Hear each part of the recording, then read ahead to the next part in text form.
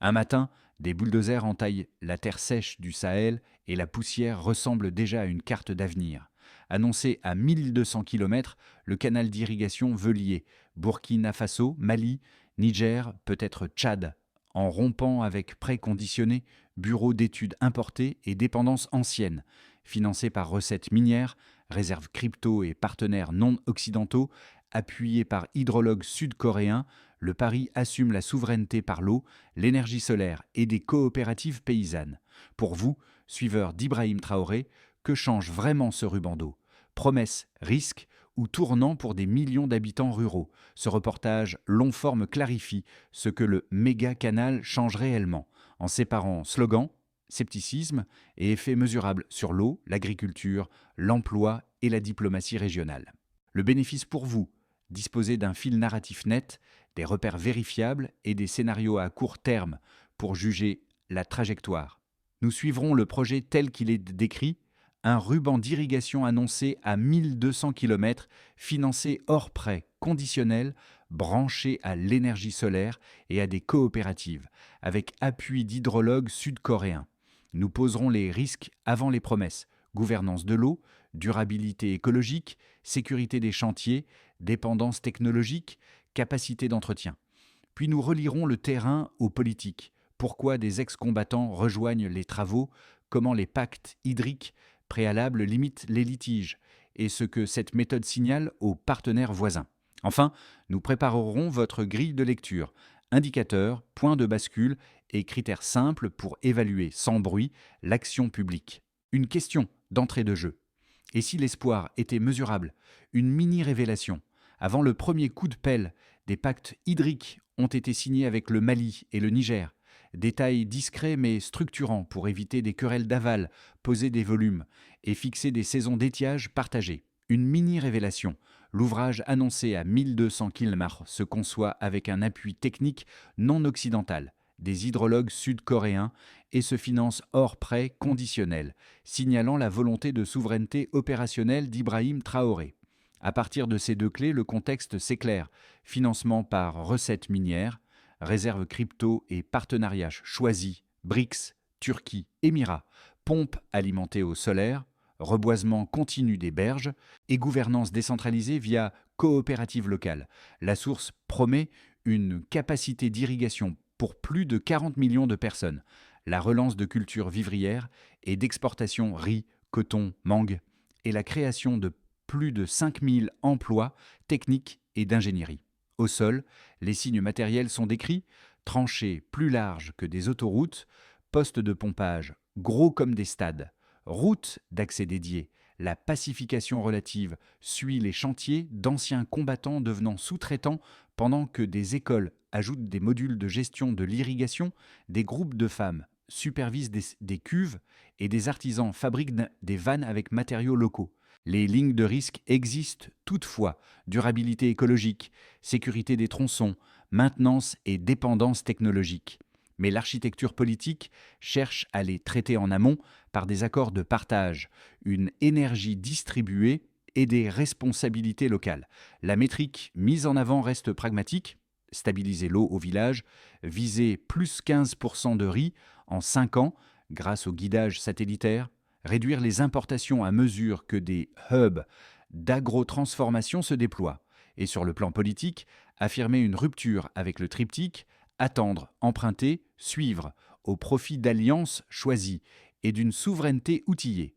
Le fil conducteur sera Awa, agricultrice de plaine sèche, qui a rejoint une coopérative lorsque les premières tranchées ont atteint son secteur. Elle n'avait jusque-là que des puits intermittents et des rendements imprévisibles. L'arrivée d'un débit régulé a d'abord signifié des parcelles test, puis un calendrier d'arrosage partagé avec les voisines, sous supervision d'un groupe de femmes chargées des cuves. Les vannes proviennent d'artisans locaux. Les pompes sont annoncées comme alimentées au solaire, avec une maintenance à proximité du site. Très vite, l'effet d'entraînement se voit: salariat saisonnier pour le creusement, micro-contrat pour la logistique, puis achat groupé de semences. Voici un micro-cas. Micro-cas 2, 510 mots. Salimata, enseignante, ajoute un module gestion d'irrigation à l'école. Les élèves apprennent tours d'eau, perte par infiltration, rôle des haies de reboisement en bord de canal. Les parents, souvent membres de coopératives, relient théorie et pratique. Qui ouvre la vanne, quand et selon quelles règles communes. Un autre microcas, des bulldozers et un tracé au cordeau dans la poussière. Les premiers piquets bornent la future emprise. Des équipes mixtes arrivent, mêlant ingénieurs, artisans, anciens combattants reconvertis. Les marchés provisoires s'installent près des pistes. On creuse des tranchées plus larges que des routes. Les premiers bassins de décantation prennent forme. Les ateliers d'artisans débitent des vannes. Les écoles glissent un module irrigation dans l'emploi du temps. Ibrahim Traoré descend sur site. Il pose la pelle. Il parle peu. Il pointe la carte. Puis la mécanique s'emballe. Les stations de pompage sortent de terre. Volume massif comparé localement à des stades. Les équipes électriques tirent le câblage solaire. Les charpentes métalliques sont levées. Les tests d'étanchéité commencent. On loge des capteurs pour suivre les débits. Les coopératives se constituent par tronçons. Les règles communes s'impriment. Tour d'eau, quota par créneau, sanctions graduées. Les premières parcelles test reçoivent un arrosage régulé. Le sol réagit. Les paysans parlent de respiration. Des ex-combattants signent des sous-contrats. Signalisation, compactage, contrôle visuel des berges. Le bruit des groupes électrogènes recule avec les champs de panneaux. Les camions roulent sur des accès neufs, pensés d'abord pour les engins, utiles ensuite pour le commerce. Le point haut se voit et s'entend. Les communautés franchissent un cap psychologique. L'eau arrive à l'heure. Les enfants ne marchent plus des kilomètres pour des bidons. Les femmes prennent la responsabilité des cuves. Les parcelles vivrières s'étendent. Dans les ateliers, on fabrique des pièces de rechange avec des matériaux locaux. Les chiffres de projection circulent. Plus 15% de riz en 5 ans grâce au guidage satellitaire. Plus de 5000 emplois techniques et d'ingénierie à l'horizon proche. Des pactes hydriques signés en amont avec le Mali et le Niger limitent les frictions. La rhétorique « attendre, emprunter, suivre » décline. La souveraineté par l'eau se matérialise en gestes simples. Ibrahim Traoré sert alors de référent politique minimal, cadré, délégué, accéléré. Le symbole est lisible sur place et au-delà des frontières. La rémanence commence pendant même que les travaux continuent. Les routes d'accès deviennent des liaisons marchandes. Les jeunes trouvent des revenus hors saison agricole. Les écoles s'ouvrent aux lois locales de l'eau. Des haies reboisées tiennent les berges. Les stations tournent sur solaire, réduisant le coût d'exploitation. Des hubs d'agro-transformation se planifient le long du ruban. La migration de proximité se réorganise, on vient travailler à la semaine, on repart le week-end. Des délégations voisines visitent, bloc-notes en main. Les think tanks externes publient des doutes, mais l'inertie sociale a changé de sens. L'appropriation par tronçon, avec une part d'équité locale, renforce la vigilance citoyenne. Ce qui est « à nous » s'entretient. Reste la face grise, reconnue dans la source, maintenant soutenue, sécurité de chantier, sobriété hydrique en saison sèche sévère et protection de la biodiversité autour du canal. La réponse esquissée tient en 3 leviers déjà enclenchés. Énergie distribuée pour fiabiliser les pompes, règles communes pour arbitrer les tours d'eau et une gouvernance par coopérative qui rapproche décisions et sanctions. Le souffle, lui, ne tient ni au prestige ni à l'aide extérieure, mais à un enchaînement d'actes. Déclencheur, point haut, rémanence. Ce chapitre convertit le récit en trajectoire chiffrée, selon la logique baseline. Delta, d'où partons, qu'est-ce qui change et quels mécanismes rendent l'écart durable sans extrapoler hors de la source. L'objectif n'est pas l'accumulation de chiffres, mais l'utilité décisionnelle. 3 mesures centrales replacées dans leur contexte hydrique, productif et organisationnel avec des conditions explicites de réussite. Le cadre technique demeure cohérent avec la description disponible. Énergie distribuée pour les pompes, reboisement des berges, gouvernance par coopérative et appui d'équipe d'hydrologie non occidentale. Une mesure concerne production de riz, avec plus 15%. Le point de départ est une agriculture sous pluie soumise aux aléas, au calendrier instable et au sol fatigué. Delta annoncé, plus 15% de production de riz à l'horizon de montée en charge, portée par une irrigation guidée et un calendrier collectif stabilisé. En bref, le gain suppose guidage satellitaire et discipline collective des tours. L'idée est la suivante. La stabilisation des débits réduit l'évaporation et les pertes par infiltration. La planification commune fluidifie la main-d'œuvre et diminue les frictions. Les parcelles tests servent d'étalons pour former les équipes, calibrer les vannes et détecter tôt les goulets techniques. Une mesure concerne dépendance extérieure avec 20% d'importation de riz.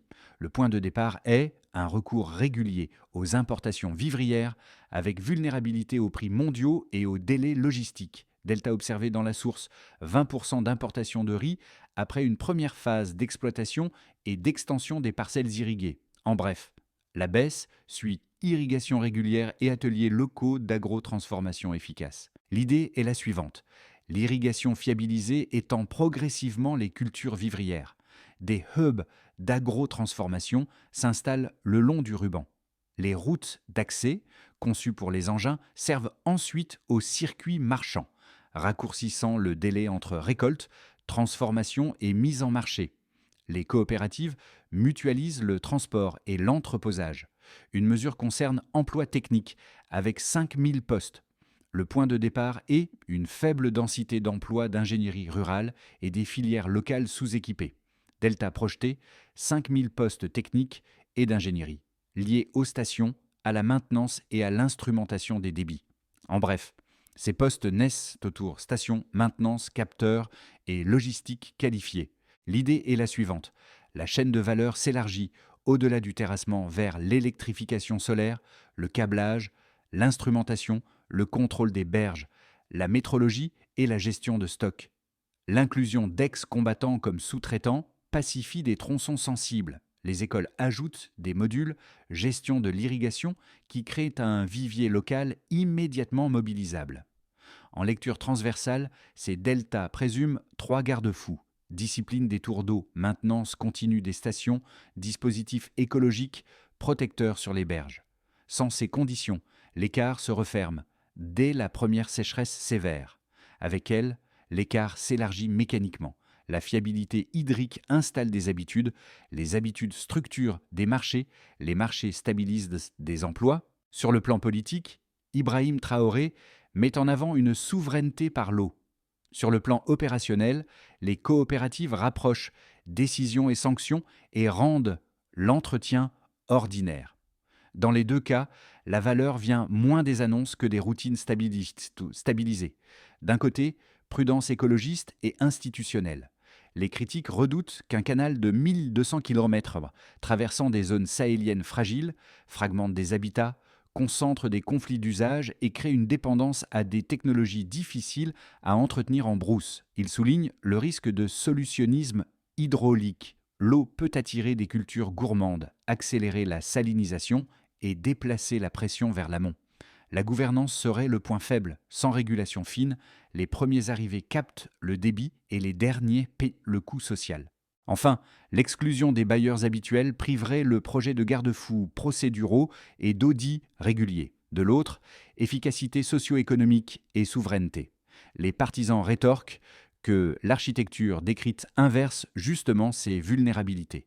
Reboisement des berges, énergie solaire distribuée pour fiabiliser les pompes, pacte hydrique signé en amont avec le Mali et le Niger, et gouvernance décentralisée par coopérative. Il pointe des effets déjà visibles dans la source, tranchées plus larges que des routes, stations comparées à des stades, routes d'accès devenues liaisons marchandes, écoles, ajoutant des modules de gestion de l'irrigation, groupes de femmes supervisant des cuves, ex-combattants reconvertis en sous-traitants. Les chiffres d'atterrissage annoncés donnent un cadrage. Plus 15% de riz à 5 ans sous guidage satellitaire, 5000 emplois techniques et une baisse de 20% des importations de riz après la première phase d'exploitation. L'argument politique est assumé, financé par recettes minières, réserves crypto et partenaires non occidentaux pour ancrer la souveraineté par l'eau. En réponse renforcée, que valent les deux thèses face au terrain ? La prudence demeure pertinente. Sans maintenance de proximité, discipline des tours d'eau et protection écologique, les deltas se referment à la première sécheresse sévère. Toutefois, la configuration opérationnelle rapportée répond à plusieurs griefs. L'énergie solaire réduit les coûts récurrents. Les coopératives rapprochent décisions et sanctions. Les accords transfrontaliers limitent les litiges d'aval. La montée d'ateliers d'agro-transformation sur l'axe raccourcit la chaîne post-récolte. Le cœur du test est temporel. Si, saison après saison, l'eau arrive à l'heure, les habitudes se solidifient, les marchés se forment et les gains annoncés deviennent robustes. Dans ce cadre, l'intervention politique, où Ibrahim Traoré sert de référent minimal pour cadrer, déléguer, accélérer, n'est pas un substitut aux règles. Elle est le déclencheur de routine que le local peut ensuite faire tenir. La bascule tient en 2 mots, propriété. Chaque région détient une part d'équité dans son tronçon du canal. Ce détail administratif change le jeu. Les bénéficiaires deviennent copropriétaires. L'entretien cesse d'être une corvée anonyme et devient un réflexe d'actif. Les coopératives alignent usage et responsabilité. Qui ouvre quand, à quel débit, selon quelles sanctions graduées. La logique se propage. Route d'accès pensée pour les engins, puis captée par les marchés. Ateliers d'agro-transformation greffés sur les stations. Écoles qui forment aux tours d'eau et aux pertes par infiltration. Les ex-combattants, insérés comme sous-traitants, protègent ce qu'ils copossèdent. Le risque de prédation baisse mécaniquement. L'énergie solaire abaisse les coûts récurrents, rendant viable la maintenance locale. Les hydrologues sud-coréens forment, documentent, transmettent. La diaspora repère un rôle clair. Investir, revenir, encadrer des modules, sans passer par la charité ni l'intermédiation lointaine.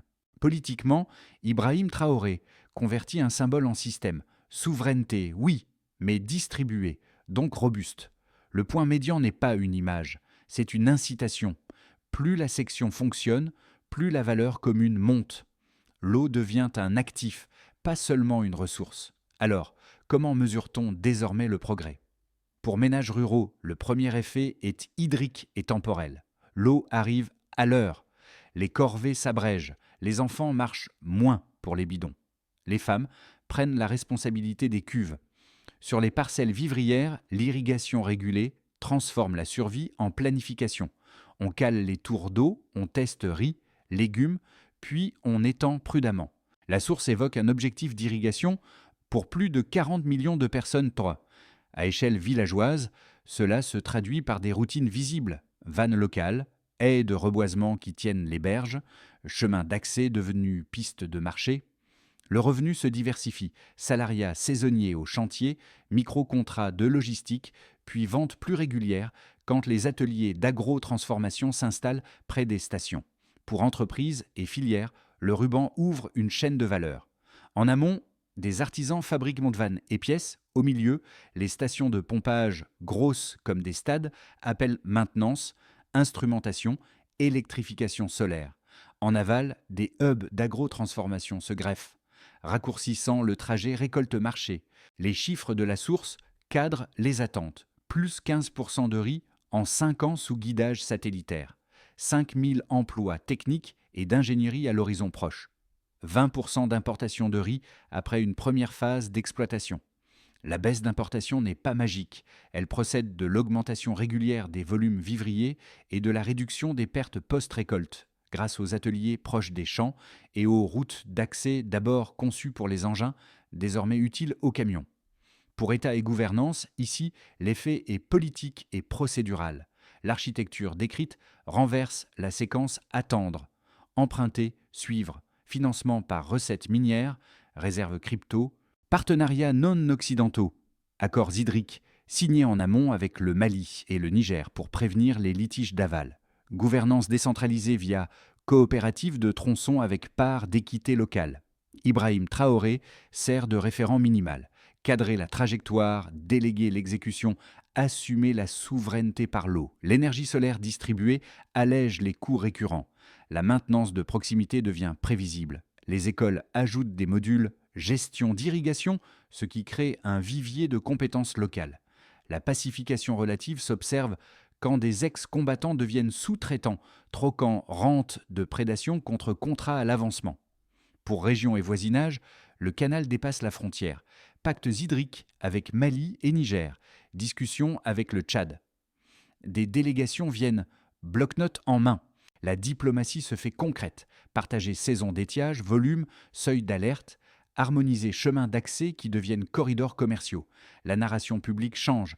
Ce n'est plus une aide qui arrive, mais de l'eau qui coule selon des règles communes. Les think tanks externes publient des doutes. Pourtant, sur le terrain, l'inertie sociale a basculé. Plus un tronçon fonctionne, plus la valeur collective monte. Plus la valeur monte, plus la communauté protège l'infrastructure. La résilience devient un actif circulant, et l'actif ici s'appelle débit fiable. Au total, l'effet concret tient en une phrase: habits hydriques stables, marché plus court, emplois techniques émergents et une souveraineté opérationnelle en apprentissage. Ibrahim Traoré y est cité comme déclencheur, mais la tenue dépend des routines locales. Pour cadrer la lecture, on projette à court terme sans ajouter de faits externes. Même architecture opérationnelle, pompe à l'énergie solaire, gouvernance par coopérative, pactes hydriques avec le Mali et le Niger. Mêmes effets attendus sur l'aval. Hubs d'agro-transformation, routes d'accès devenues corridors. La règle heuristique s'applique. Si les routines se stabilisent, alors les deltas se consolident. Si une routine casse, alors le gain se referme. Dans un scénario de base, consolidation par routine 6-12 mois, l'hypothèse motrice est la suivante: l'eau continue d'arriver à l'heure sur la majorité des tronçons actifs. Les coopératives affinent les tours d'eau. Les sanctions graduées sont connues, rares, acceptées. Les ateliers d'agro-transformation le long du ruban montent en cadence. Les routes d'accès fluidifient la logistique courte. Les ex-combattants restent intégrés au tissu de sous-traitance, ce qui abaisse le risque de prédation locale. Si la maintenance de proximité suit un protocole simple, graissage, filtre, joint, alors la disponibilité des stations demeure haute et les pertes hydriques se réduisent. Effet attendu. Gain régulier mais prudent. Visibilité accrue pour planifier semis et récoltes. Et ancrage des formations scolaires, gestion d'irrigation comme vivier de compétences. Dans un scénario optimiste, diffusion et effet réseau, l'hypothèse motrice est la suivante. Les routines locales deviennent imitations régionales. Des délégations voisines repartent avec des checklists.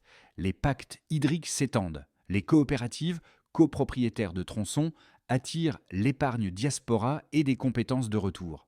Si chaque nouvelle section raccordée copie les règles éprouvées, tours, quotas, sanctions, alors l'échelle n'ajoute pas de fragilité. Elle renforce la résilience par redondance. Effet attendu, montée plus rapide des volumes vivriers, chaîne post-récolte plus courte, baisse additionnelle de dépendance extérieure. Le message politique, construire avec capital local et alliance choisie, gagne en crédibilité pratique. Dans un scénario dégradé, friction et goulet. L'hypothèse motrice est la suivante: une combinaison de panne, d'épisodes de sécheresse sévère et de friction d'usage. Les pièces d'usure tardent, une gouvernance locale faible laisse des premiers arrivés capter plus que leur part. Des berges non protégées se dégradent. Si les routines de maintenance sont interrompues, alors la disponibilité des stations baisse. Si les règles ne sont pas appliquées, alors les conflits d'allocation réapparaissent et érodent la confiance. Effet attendu, ralentissement de l'extension parcellaire, retour à des pratiques opportunistes, allongement des délais post-récolte et affaiblissement de la dynamique sociale. Un conseil, dans les 3 cas, la clé reste procédurale. Si l'on voit des carnets d'entretien tenus, des sanctions rares mais réelles, et des haies reboisées continues, alors la trajectoire s'inscrit. Sinon, elle s'émiette. L'outil d'évaluation pour le lecteur, vérifier l'horaire de l'eau, la tenue des règles et la capacité à remplacer une pièce en moins d'un jour. À l'échelle d'un foyer, la différence se voit au calendrier et dans la fatigue cumulée. Quand l'eau arrive à l'heure, les corvées diminuent, les enfants passent davantage de temps à l'école et les repas cessent de dépendre d'averses capricieuses. Une parcelle irriguée, même modeste, transforme la semaine type. On planifie semis, on répartit les tours d'eau, on choisit des cultures moins risquées et l'on vend plus près, grâce aux routes d'accès devenues pistes de marché.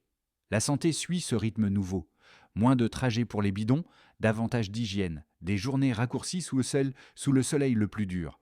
Pour les micro-entreprises rurales, la stabilité hydrique agit comme une avance de trésorerie. Un atelier de vannes trouve des commandes continues, une petite logistique de quartier remplit des créneaux entre stations et parcelles. Une coopérative met en commun l'achat d'intrants et l'entreposage. Cette proximité réduit les pertes post-récolte, sécurise la qualité et rend possible un crédit tournant à l'échelle du village. Les métiers techniques locaux se structurent autour de tâches répétables: graissage, joint, capteur, haies de reboisement, contrôle des berges après crue. Pour la diaspora et les jeunes formés, la porte d'entrée n'est plus la charité lointaine, mais des rôles précis. Un module de formation courte, gestion d'irrigation à l'école, un protocole d'entretien affiché à la station, une coopérative qui tient des registres. Ces objets concrets offrent des points d'appui. La souveraineté cesse d'être un slogan si chacun peut vérifier un horaire, remplacer un joint, tenir une règle commune, puis constater la récolte. 2 suggestions à taille humaine.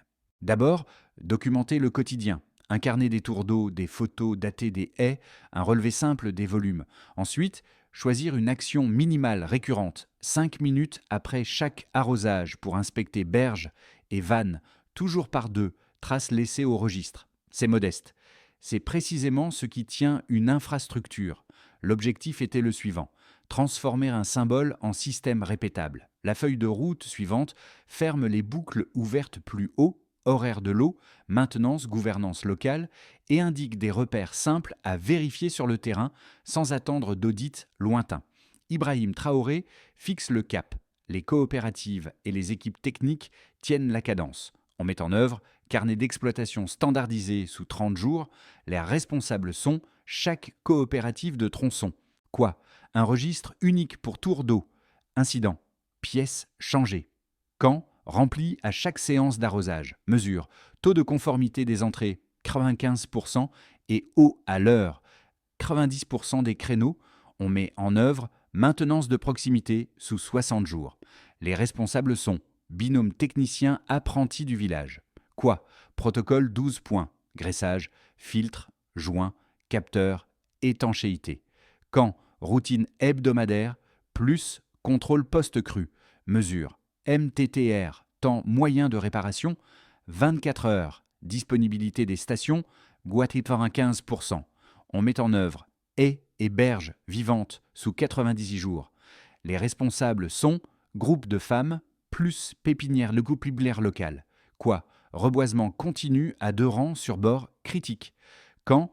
Plantation par fenêtre climatique, entretien mensuel, mesure, kilomètres de haies plantées et survie.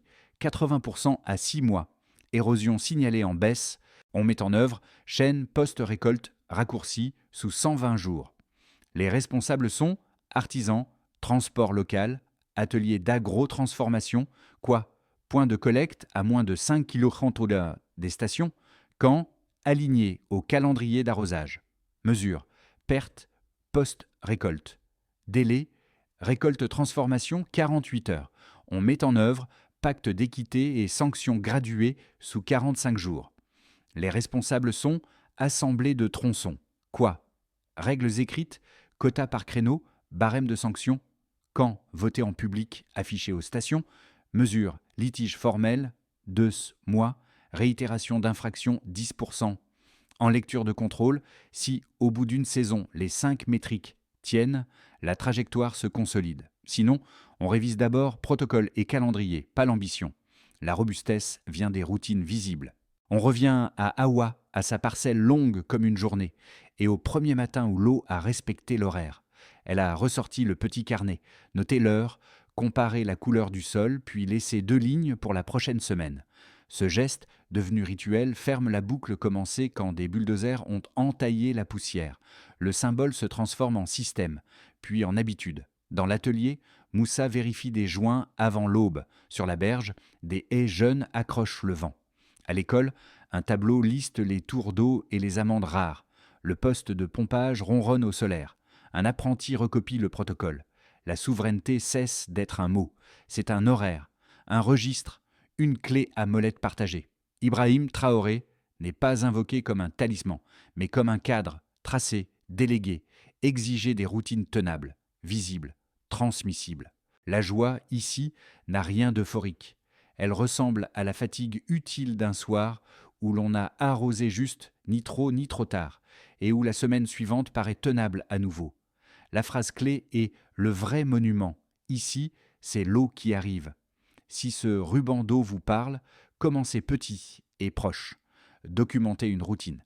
Une photo datée des haies, 3 chiffres simples, heure d'arrivée, durée d'arrosage, incident, et un registre visible à la station. Partagez ensuite ce que vous avez vérifié, pas ce que vous espérez.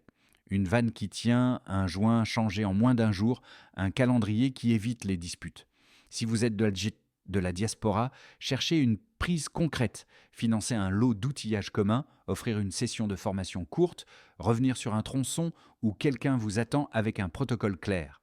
Les récits comptent, mais les listes de contrôle tiennent mieux. Et si vous êtes sceptique, gardez-le utile. Que faudrait-il voir à date précise pour vous convaincre qu'une routine tient? Ici, l'attention est une ressource. Donnez-la aux gestes qui durent, pas au bruit. Voici une question ouverte. Quelle petite preuve de tenue voudriez-vous aider à produire? Et où?